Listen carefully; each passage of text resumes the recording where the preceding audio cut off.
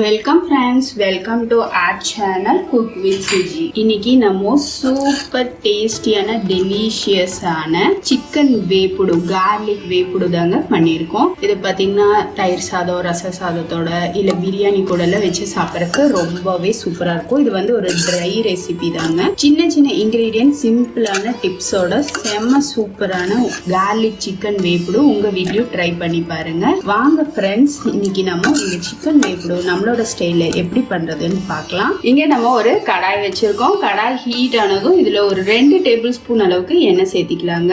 இங்க நம்ம பூண்டு பாத்தீங்கன்னா தோலோட இடிச்சு வச்சிருக்கோம். ஒரு 10 பல்லு அளவுக்கு பூண்டு எடுத்திருக்கோம். இப்போ இதை எண்ணெயில சேர்த்திடலாம். தோலோட சேர்க்கும் போது அந்த டேஸ்டும் ஃப்ரேக்ரன்ஸும் நல்லா இருக்கும். இப்போ இந்த எண்ணெயிலேயே நம்ம ஸ்லோ ஃப்ளேம்லயே வச்சு வதக்கி விட்டுறலாங்க.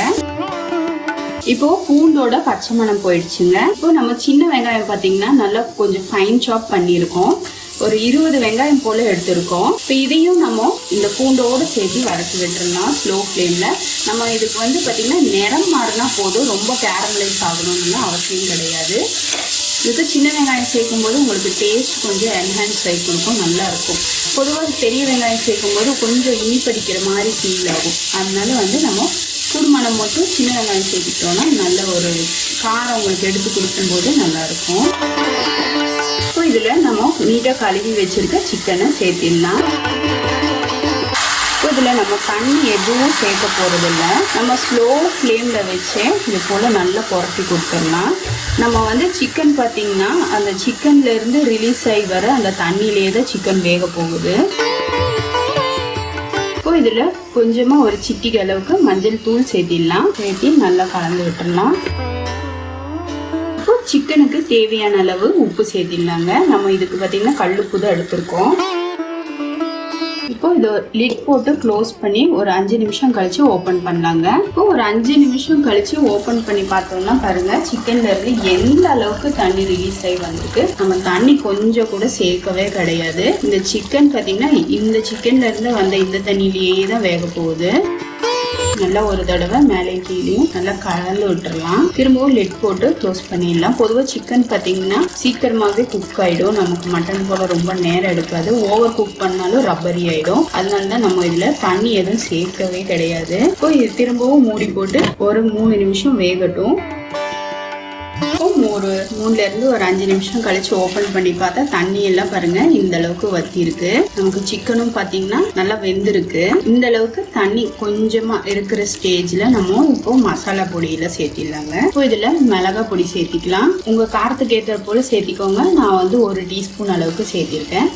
மல்லித்தூள் பார்த்தீங்கன்னா ஒரு 1/2 டீஸ்பூன் அளவுக்கு சேர்த்திக்கலாம். அடுத்ததான் குருமிளகு தூள் பார்த்தீங்கன்னா 1 டீஸ்பூன் அளவுக்கு சேர்த்திக்கிறேன். எனக்கு கொஞ்சம் குறப்பு ஜாஸ்தியா வேணுங்கிறதுனால. அடுத்ததான் இது என்னன்னு பார்த்தீங்கன்னா 2 பட்டை, 2 லவங்கம், 1 ஏலக்காய், கொஞ்சமா ஜாதிக்காய் இடிச்சு நான் எப்பவுமே வீட்டில் வச்சிருப்பேன். இது வந்து ஒரு சிட்டிகை அளவுக்கு சேர்த்தா போதும், ரொம்ப அதிகமாக வேணாம். இப்போ இது எல்லாத்தையும் நல்லா இது போல ஒன்று சேர புரட்டி கொடுக்கலாம். இப்போ இது ஸ்லோ ஃப்ளேமில் வச்சு இந்த மசாலா பொடி எல்லாம் சிக்கனோட ஒன்று கூடி வர்ற அளவுக்கு நல்லா புரட்டி கொடுக்கலாங்க.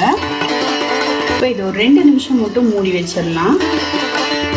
இப்போ நம்ம ஓப்பன் பண்ணலாம். இந்த சிக்கன் மேலே நல்லா இந்த மசாலாலாம் நல்லா கோட்டாகி சூப்பராக சிக்கன் கார்லிக் வேப்புடு ரெடி ஆயிடுச்சு.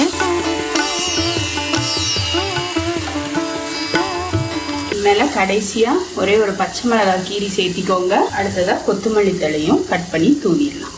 அவ்வளோதாங்க, சூப்பர் டேஸ்டியான சிக்கன் வேப்புடு ரெடி ஆயிடுச்சு.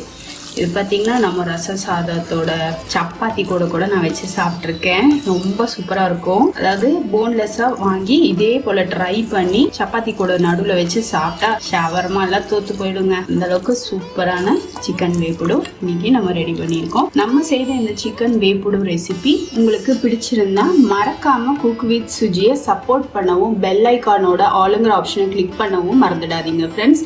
இது வரைக்கும் இந்த சிக்கன் வேப்புடு, கார்லிக் வேப்புடு உங்களுக்கு பிடிச்சிருக்கும் நம்புறேன். வீட்ல ட்ரை பண்ணி பார்த்துட்டு எப்படி இருந்ததுங்கிறத கமெண்ட் செக்ஷன்ல போஸ்ட் பண்ணவும் மறந்துடாதீங்க. தேங்க்யூ.